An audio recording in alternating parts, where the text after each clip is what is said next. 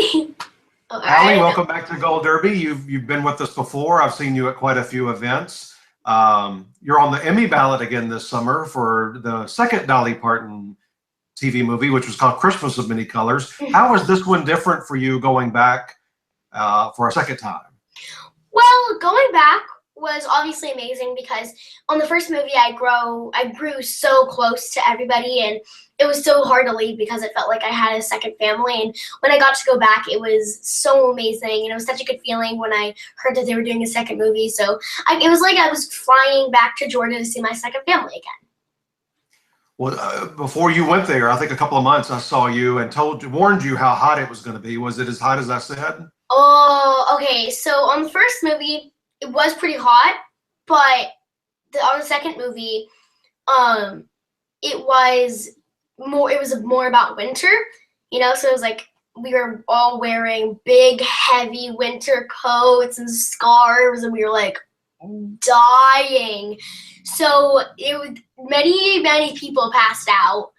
It was so hot, but you know what? It was fun. I mean, they had like cooling tents and stuff, so they had this big RV for us that had like Gatorade and stuff in it, like clear Gatorades. We didn't like dye our mouths or anything. So went in there and we would have a bottle of Gatorade and we played this game. It was called like Mafia. It was like, and we would always, and all the kids would go in the trailer and we'd go in this little back room and play Mafia, and it was so much fun because it was so cold and nice in it, and then be like, okay, let's go back to work, and then we'll come back and it'll be cold. What's the trick for an actor or an actress to pretend that it's really cold when it's really hot outside? I mean, it is really hard because you just want to be like, you just want to like try to like cool yourself down, but you can't because it's cold. So honestly, the trick for me is just try to like do this as much as you can, and then sometimes I'll put my hands in my jackets and my hands will be cold, so I'll like feel it, and then it'll be like, oh, that feels so nice. But like you gotta be like good at acting, because you gotta like be like, it's cold. And then after for in the movie, they did a really good job at like making smoke come out of our mouth when we talk and stuff, and it was really good. What did you like most about this script, this screenplay, in terms of the different plots and things that you got to do? Well, mostly I mean, obviously I liked that the different story was more time like spending with the kids and stuff, but I liked how strong it was, like how it was, so you felt so much when you watched it, and that's what I think about the Dolly movies. I feel like they have such a strong message that just moves you, and it's so dramatic, and I feel like even it feels like on Dolly movies you can relate to, even though it's a different thing happening, you can kind of put it in your own way, like craft it in your own way and make it seem like yours. So Dolly was in this one also. So that was pretty awesome. So that was also another thing that I really liked. What was it like acting opposite of her? It was blue. It was boom. It was like so amazing. It was so much fun because she has her little Dollyisms to the scene, and like she improvises so much and just makes the scene so much more real, and talks to me, like touches my shoulder and touches my hair, and like starts playing with my hair, and it's just so much more. It's so fun working with her because she's so nice and sweet and awesome and caring and loving, and she's just amazing. You two really have a bond since you play a young version of her. What's it like just standing around or sitting around and talking with her? Dolly is the kind of person that you can just sit down and talk for hours, because she has so much to say, because she had such a like confusing and like such a weird like not weird, she had a very hard childhood because she lived in this little cabin, and it was a 3-room cabin. One cabin was where was the kitchen, the dining room, and like where they like hang out and stuff, and then it was mom and daddy's room, and then the kids room. And in the kids room there were 2 beds, one for the boys and one for the girls. So she didn't have that much money, but that's also another thing that really moves people about the movie, because it's so much about, even though you're not rich in money or in cars or in TVs or in phones or in anything else like that, you can be rich in love and have as much as you need. And that's a really thing that I think is good about the movie, and that's what I feel like Dolly just always brings, and she brings back her tough childhood and makes it into this one amazing story. And I went to the concert of Dolly, and half of it was singing, but half of it was just sitting there and hearing her talk. And it was so amazing and so dazzling, her childhood. And you could just listen and have her never stop talking. We talked to your producer, Sam Haskell, a couple of days ago, and he said the next one will be Jolene. Will that involve you as well? Hopefully. I mean, I definitely want to do a Dolly movie, another one, because it's a Dolly movie. I mean, who doesn't want to be in part of such an amazing cast and crew and people? And I don't know if I am, because it might be an older Dolly. But maybe, I don't know. I mean, if they do another one with maybe I'll come back at 13 and do another story about another story from a song. And they are talking about maybe doing a series, but that's kind of but they were talking about doing a series or just keep doing the series of movies. So. Okay.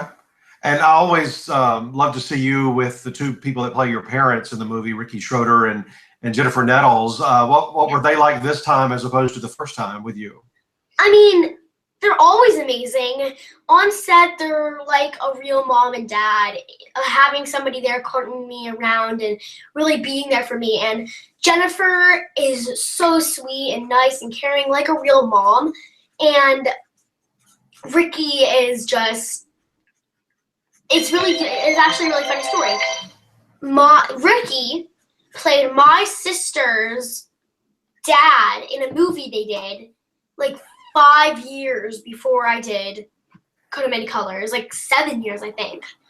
And when we ran into him, I was like, wait, you were in a movie with my sisters? And he was like, and he knew exactly their names, exactly what it was, and he's just so nice. And back then on the movie that they did, they said that he was so nice and so great, and I feel like we just have so much chemistry as a family. And what's this next one you're about to start shooting? You said it's called Remember. What's it about? Yes.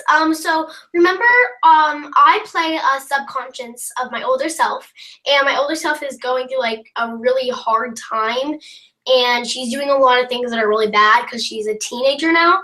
So I keep coming in and kind of showing her whole life that's been bad.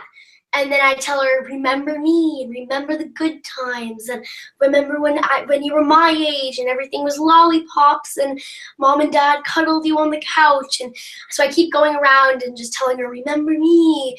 And I'm really excited because I really like to dance. And there's a lot of dancing in the movie, so I'm really excited about that. And I just say things I save her life almost. She's about to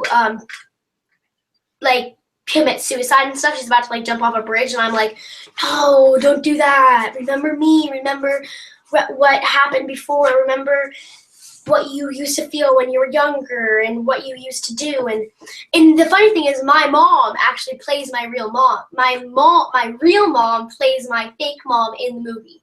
Oh, okay. And that's also fun. So I'm really excited about that.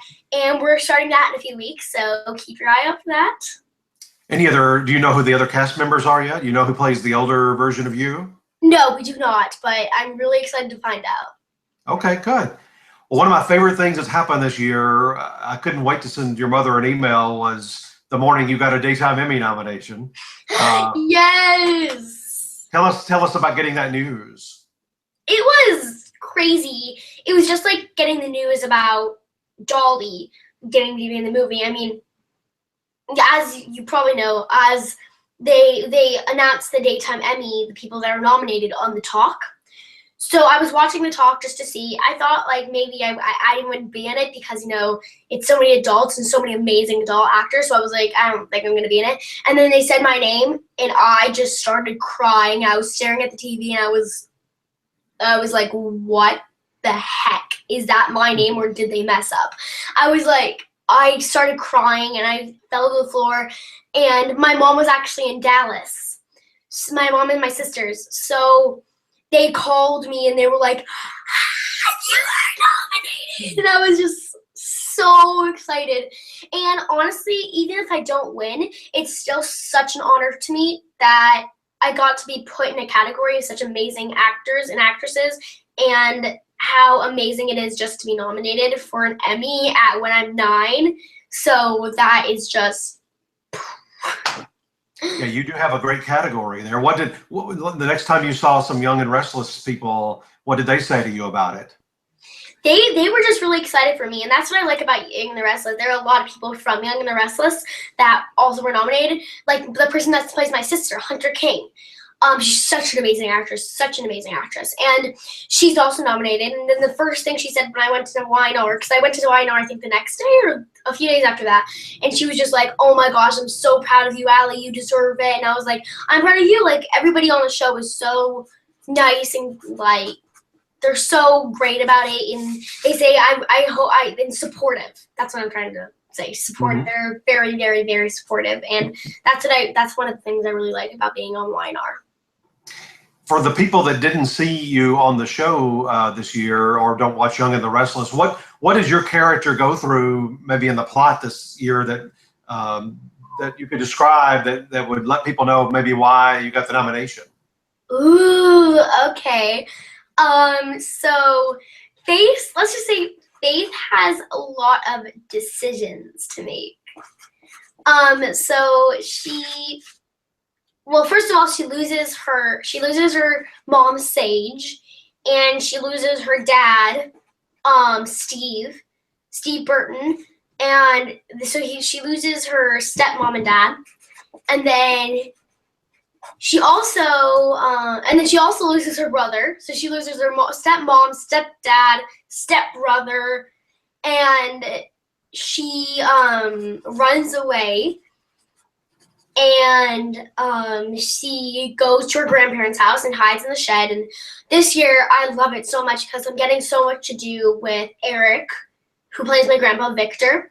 And he's such a phenomenal actor, and it's so much fun to do scenes with him. So I've been doing a lot of scenes with him because I make a decision. So I go to their house, and then I take power, and my mom and dad say, well, we have a schedule for you. So 1 week you'll be at your house, 1 week you'll be at your dad's house. And I say, no, because they've been fighting a lot. Because I run away because they're fighting so much. So I say, no, I don't want to do that anymore. I'm gonna make a stand. I'm gonna do what I want. I'm not a little kid anymore. And I decide that I want to live at my grandparents' house.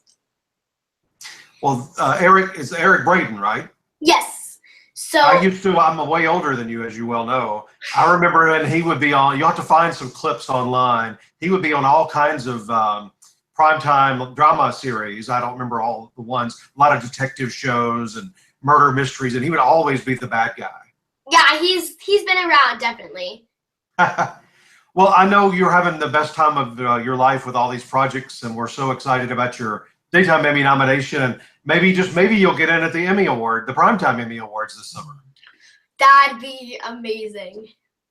Well, thank you so much. We always like talking to you. Thank you.